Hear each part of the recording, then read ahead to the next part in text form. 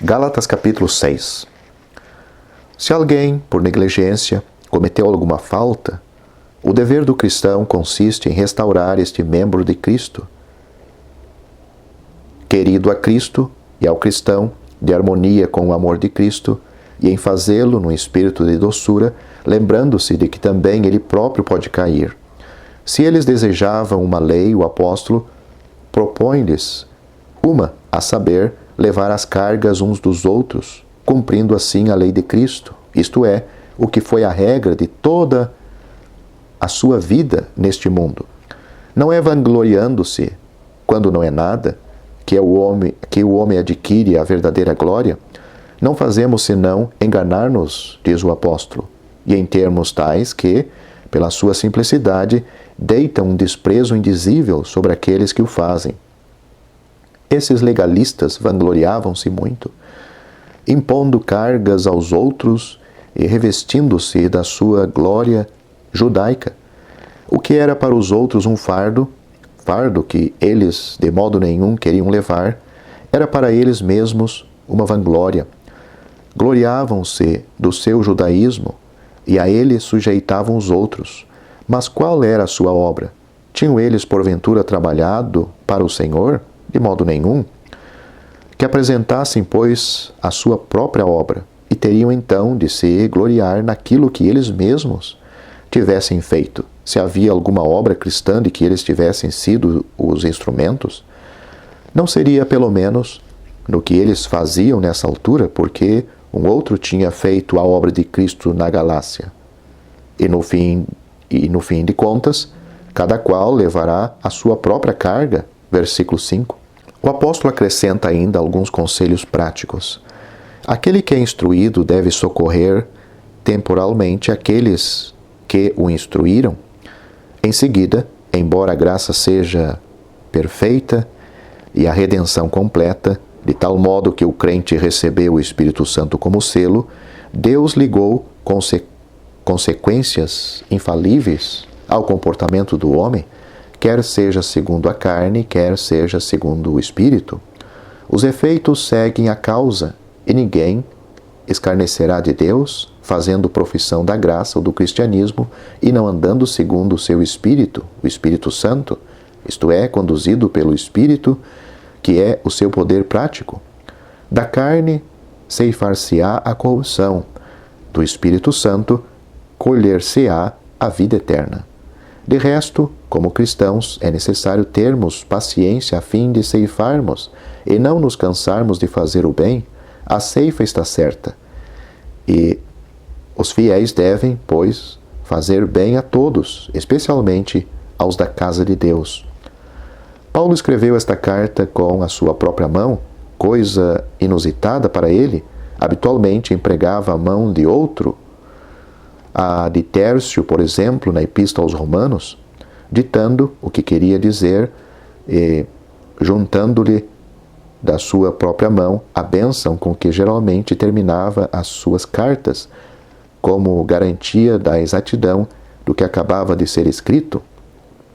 Por exemplo, 1 Coríntios, capítulo 16, versículo 21, 2 Tessalonicenses, capítulo 3, versículo 17, que são prova notável da importância que o apóstolo dava aos seus escritos.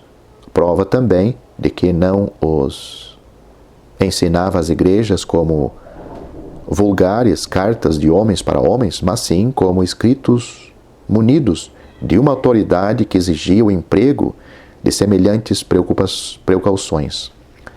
As suas cartas eram investidas de autoridade apostólica.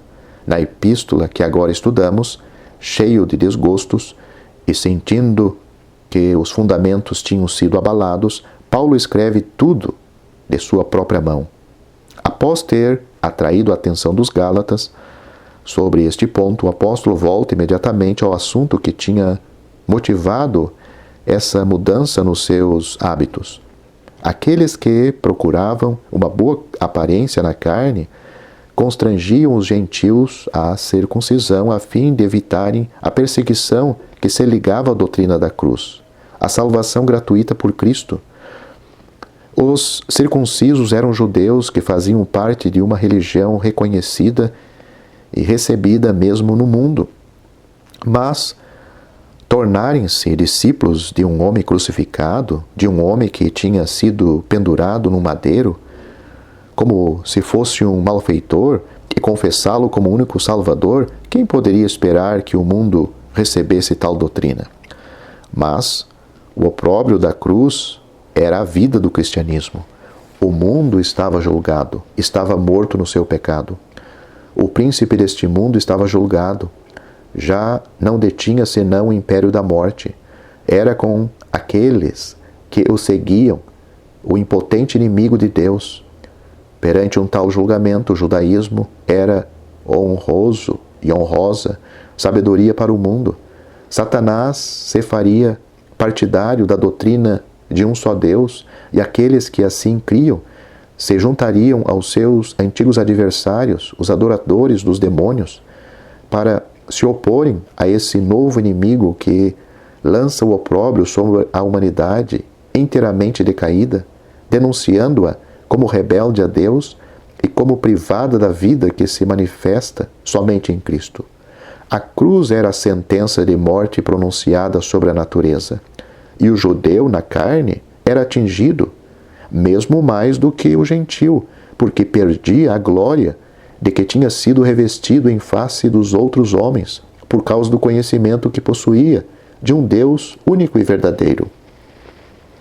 O coração carnal não gosta de sofrer, nem de perder a boa opinião do mundo. Um certo grau de luz é aceito ou tolerado por pessoas sensatas e por homens sinceros quando não podem ter uma luz maior. Desde que se não ergam pretensões que condenem toda a gente e que julguem tudo o que a carne deseja e considera pela sua importância. O mundo consentirá num compromisso que aceita mais ou menos a carne, que não a julgue como morta e perdida, que reconheça, por pouco que seja, que o mundo e a carne são as bases do seu comportamento. O mundo não pode lutar contra a verdade que julga inteiramente a consciência e aceitará uma religião que tolere o seu espírito e se adapte à carne, que ele quer poupar, mesmo quando for preciso submeter-se a penosos sacrifícios, quanto que a própria carne não seja inteiramente posta de lado. O homem poderá tornar-se faquir, sacrificará a sua própria vida, suportará todas as privações, todas as macerações imagináveis, contanto que seja o seu eu que o faça, e que Deus não tenha feito tudo em graça, condenando a carne como incapaz de praticar o bem, como não havendo nada de bom nela. Os circuncisos não observavam a lei. Isso teria sido demasiado penoso para eles, mas desejavam gloriar-se pelos prosélitos que ganhavam para a sua religião. O apóstolo não tinha visto no mundo senão vaidade, pecado e morte. O espírito do mundo, o espírito do homem carnal, estava moralmente degradado, corrompido e culpado, vangloriando-se em si próprio, porque ignorava Deus. Paulo tinha visto algures a graça, o amor, a pureza, a obediência, a dedicação, a glória do Pai e a felicidade dos pobres pecadores. A cruz revelava-lhe as duas coisas. Dizia o que era o homem, dizia o que era Deus, e dizia o que era a santidade e o amor. Mas isto era, aos olhos do mundo, a mais completa degradação e abatia todo o seu orgulho. Fora um outro que, a custo da sua própria vida e suportando todos os sofrimentos possíveis, realizara a obra que põe em evidência o estado do homem e aquilo que Deus é, de sorte que o apóstolo podia dar livre curso a todos os afetos do seu coração, sem se vangloriar de nada, esquecendo-se, pelo contrário, de si mesmo. Não é a nós próprios que glorificamos quando contemplamos a cruz de Cristo. Pelo contrário, somos deste modo despojados de nós mesmos. Era aquele que foi pregado na cruz que era grande aos olhos de Paulo. Por isso, o mundo que o crucificou foi visto pelo apóstolo no seu verdadeiro caráter, mas o Cristo que tinha sofrido sobre a cruz também se revela a Paulo no seu caráter. É, pois, nessa cruz que o apóstolo se quer gloriar, feliz de estar por este meio morto para o mundo, feliz de que o mundo tenha chegado ao fim, tenha sido julgado, crucificado e colocado no seu lugar de vergonha para o seu coração, como este mundo o merecia. A fé no Filho de Deus crucificado vence o mundo. Para o crente, o mundo tem o seu verdadeiro caráter, porque, de fato, em Cristo Jesus, nem a circuncisão, nem a incircuncisão tem qualquer valor. Tudo isso passou com um Cristo morto. Mas o que vale é uma nova criação na qual consideramos todas as coisas como Deus as considera. É aqueles que andam segundo os princípios desta nova criação, aos verdadeiros filhos de Deus que o apóstolo deseja a paz. Não é o Israel circunciso, segundo a carne, que é o Israel de Deus. Mas se alguém desse povo circunciso de coração, que se gloriasse na cruz, segundo os sentimentos que são da nova criação, esses sim, esses eram o Israel de Deus. Aliás, todo verdadeiro cristão o era no que concerne ao espírito do seu comportamento. Finalmente, o apóstolo pede que não o inquietem acerca do seu ministério. Ele trazia no seu corpo os estigmas do Senhor Jesus. Sabemos que marcavam um escravo por meio de um ferro quente, para deste modo se saber a quem ele pertencia. As feridas que o apóstolo tinha recebido mostravam clara e inteiramente quem era o seu Senhor. Portanto, não se pusessem mais em questão o seu direito de se intitular servo de Cristo. Que comovente apelo este daquele cujo coração se sentia magoado por ver posto em questão o seu serviço para com o Mestre, que ele tanto amava. De resto, Satanás, que tinha impresso essas marcas, devia bem reconhecê-las, essas belas iniciais de Jesus. A terminar, o apóstolo, de harmonia com o amor divino que o animava, deseja que a graça do Senhor seja com os Gálatas, como sendo almas queridas de Jesus, qualquer que fosse o seu estado. Mas não encontramos aqui nenhuma efusão do coração, como noutros lugares, nas saudações afetuosamente dirigida a cristãos. Na verdade, era um dever de amor que Paulo cumpria. Mas que laços de coração poderia ele ter com pessoas que procuravam a sua glória na carne e aceitavam o que desonrava Jesus, enfraquecendo e mesmo anulando a glória da sua cruz, sem ele mesmo o desejar? A corrente do afeto estava detida. O seu coração voltava-se para o Cristo desonrado, embora amasse a todos os seus nele. Este é o verdadeiro sentimento que encerra os últimos versos desta epístola. Na epístola aos Gálatas, temos sem dúvida Cristo vivendo em nós, em contraste com a carne, ou o eu vivendo na carne. Mas, como verdade sistemática, não temos nem o crente em Cristo, nem Cristo no crente. No final do capítulo 2, temos o estado prático do cristão. Aliás, toda a epístola é o julgamento de todo o regresso ao judaísmo, como sendo idêntico à idolatria pagã. A lei e o homem na carne estavam em correlação. A lei fora interposta entre a promessa e Cristo, a semente.